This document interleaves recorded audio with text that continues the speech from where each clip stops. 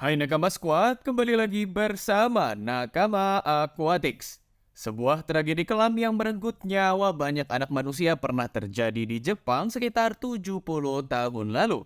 Ratusan ribu warga di Teluk Minamata mengamati gangguan kesehatan dari masalah seperti kelumpuhan, gangguan saraf, kanker, dan banyak juga yang berujung kepada kematian. Tragedi ini bukan berasal dari gas beracun atau serangan senjata biologis dari negara musuh, melainkan dari apa yang terjadi di dalam laut. Tragedi ini diyakini berasal dari ikan-ikan di Teluk Minamata yang menjadi menu makanan utama bagi mayoritas warga di sana.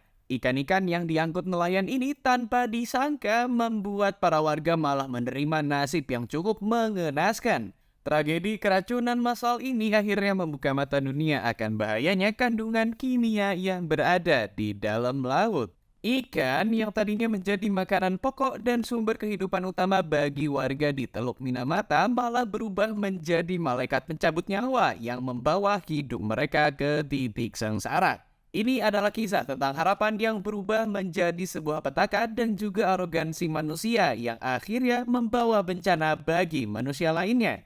Mari kita selami lebih dalam sebuah tragedi perikanan yang sangat kelam. Menceritakannya aja bikin aku merinding ini karena kebayang betapa malangnya nasib warga di sana yang menjadi korban.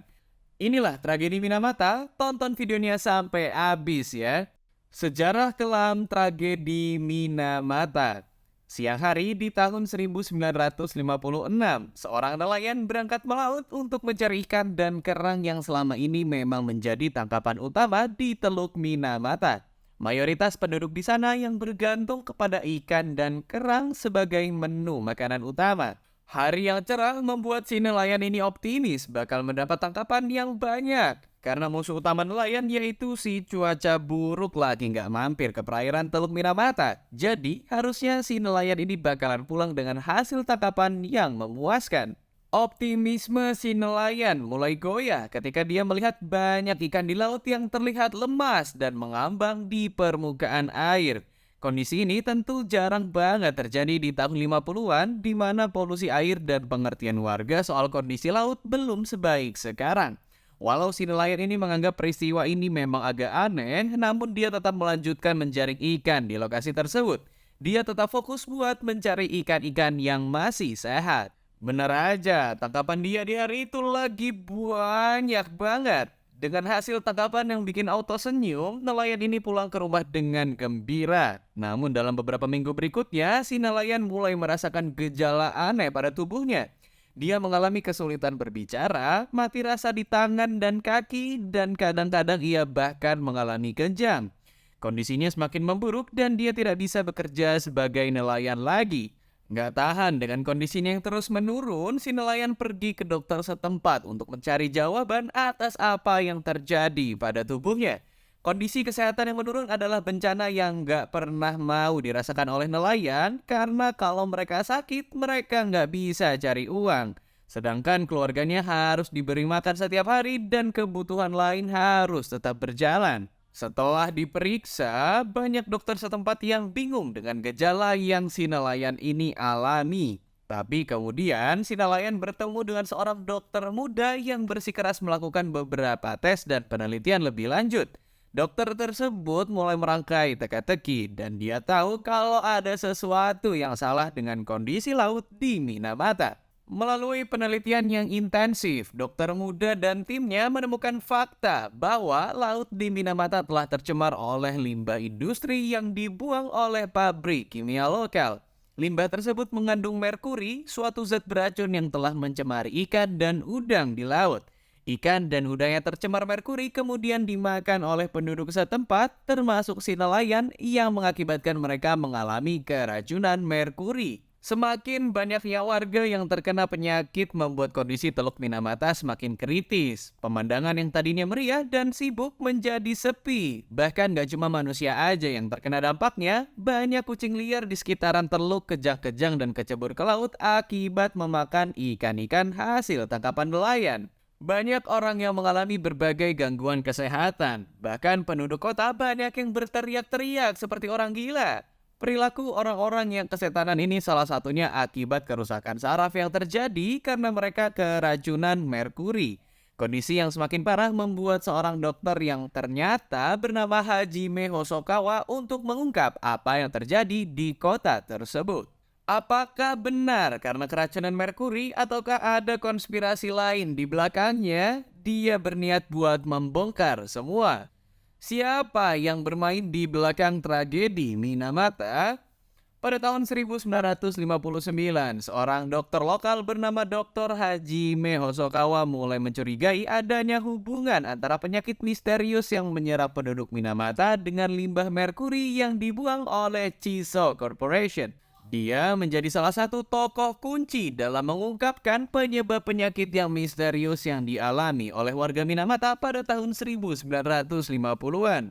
Pada awalnya, Dr. Hosokawa hanya melihat gejala aneh yang dialami oleh pasien-pasien yang datang ke kliniknya. Ketika jumlah kasus makin meningkat, dia mulai curiga ada hubungan antara gejala yang dialami oleh warganya dengan kebiasaan mereka dalam mengkonsumsi ikan laut. Dr. Hosokawa memiliki tekad untuk mencari tahu penyebab sebenarnya dari gejala yang dialami oleh pasien-pasien tersebut. Dalam perjuangannya, Dr. Hosokawa menghadapi berbagai tantangan dalam perjalanannya mengungkap kasus ini. Pihak Chiso Corporation, perusahaan kimia terbesar di daerah itu, menghadang upayanya untuk mengungkapkan kebenaran. Perusahaan tersebut merupakan sumber pendapatan utama bagi daerah tersebut. Ya, kalau di sini mah mirip Freeport atau perusahaan besar lainnya yang banyak mempekerjakan warga lokal lah. Dalam upaya membela dirinya, perusahaan tersebut berusaha untuk menutup-nutupi keterlibatan mereka dalam pencemaran merkuri yang terjadi di Teluk Minamata. Namun, Dr. Hosokawa tidak putus asa. Dia terus melakukan penelitian dan mengumpulkan data untuk membuktikan hubungan antara penyakit yang dialami oleh warga Minamata dan pencemaran merkuri.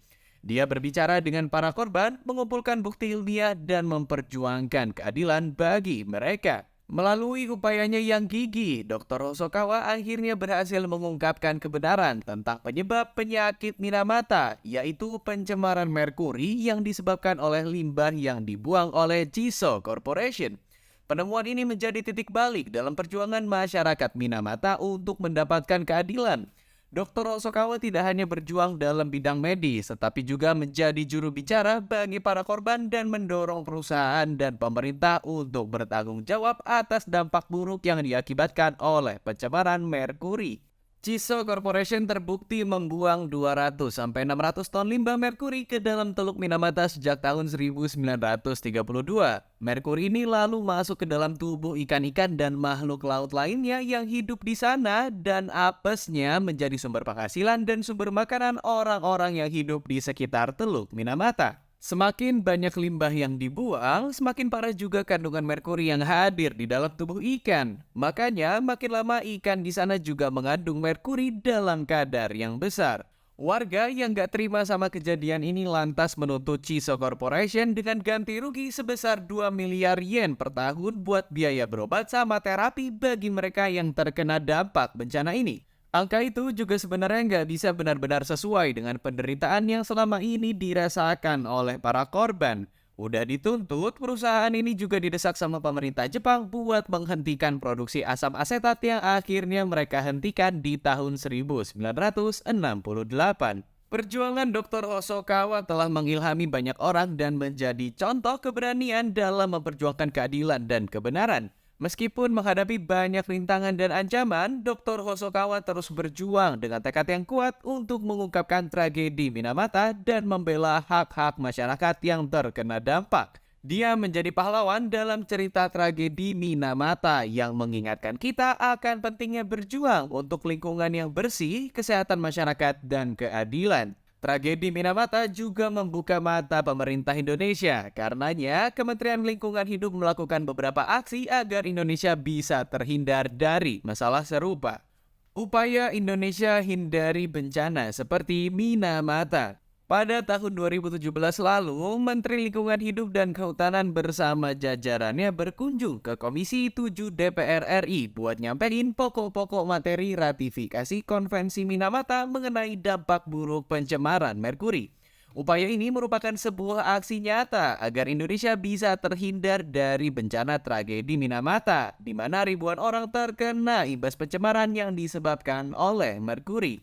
Di Indonesia, merkuri masih sering dipakai buat banyak hal oleh berbagai sektor. Sektor penambangan emas masih memakai merkuri untuk mengamalgamasi biji emas. Menurut keterangan Menteri Lingkungan Hidup dan Kehutanan yang menjabat saat itu, Siti Nurbaya, penambangan emas dengan menggunakan merkuri antara lain terdapat di Poboya, Sulawesi Tengah, di kawasan Gunung Botak, Pulau Buru Provinsi Maluku, dan di Kabupaten Bogor, di Parakan Salak, Kabupaten Sukabumi. Selain dari sektor penambangan, merkuri juga digunakan di sektor lain, contohnya di industri manufaktur. Karena masih banyaknya sektor yang menggunakan merkuri, harus ada upaya lanjutan agar nggak ada orang yang ceroboh yang membuang limbah ini ke sungai atau laut. Walaupun misal ada yang melakukan, harus ada hukum yang mengaturnya, biar pelaku bisa diadili secara hukum. Pada tahun 2013 lalu, pemerintah Indonesia sudah menandatangani konvensi Minamata mengenai merkuri di Kumamoto, Jepang, wilayah di mana tragedi tersebut terjadi. Penandatanganan ini bertujuan untuk melindungi kesehatan manusia dan keselamatan lingkungan hidup dari emisi serta pelepasan merkuri serta senyawa merkuri yang diakibatkan oleh aktivitas manusia. Karena itu, Kementerian Lingkungan Hidup dan Kehutanan mengajukan sebuah RUU tentang pengesahan Konvensi Minamata atas dasar dan amanat dari Undang-Undang Dasar 1945 tentang perlindungan bagi seluruh bangsa Indonesia kepada DPR RI. Penggunaan merkuri oleh berbagai sektor industri di tanah air bisa aja berdampak buruk bagi kehidupan masyarakat dan juga lingkungan, serta ekosistem alam di sekitar. Sebuah pengajuan di tahun 2017 ini berbuah manis karena DPR RI mengesahkan rancangan undang-undang tentang pengesahan Konvensi Minamata mengenai merkuri atau Minamata Convention on Mercury menjadi undang-undang. Indonesia saat ini sedang berupaya buat menghapus penggunaan merkuri di seluruh sektor industri. Yang paling baru, merkuri udah dilarang penggunaannya dalam kosmetik. Tapi di sisi lain, banyak juga ikan-ikan konsumsi yang ditemukan mengandung merkuri dan semuanya adalah produk dari laut, sungai, dan danau lokal. Hal ini mengindikasikan bahwa walau udah sah jadi undang-undang, tapi pembuangan limbah merkuri masih terjadi sampai detik ini. Emang perlu usaha dan komitmen besar dari seluruh lapisan untuk memerangi limbah merkuri. Namun, yang pasti jika hukum tegak berdiri, melindungi dan mengadili, maka cita-cita Indonesia untuk bebas dari merkuri di tahun 2030 nampaknya bisa terwujud. Dan yang lebih penting lagi, kamu nggak perlu takut buat makan ikan. Kesimpulan, tragedi Minamata menjadi contoh bahwa keangkuhan dan keserakahan manusia bisa menjadi bencana besar bagi ribuan manusia lainnya dan juga ikan-ikan di laut. Semoga pengaplikasian undang-undang bisa membawa Indonesia jauh dari bencana dan hal buruk lainnya. Nelayan juga tetap bisa menangkap ikan yang nantinya memberi manfaat nutrisi yang baik untuk masyarakat.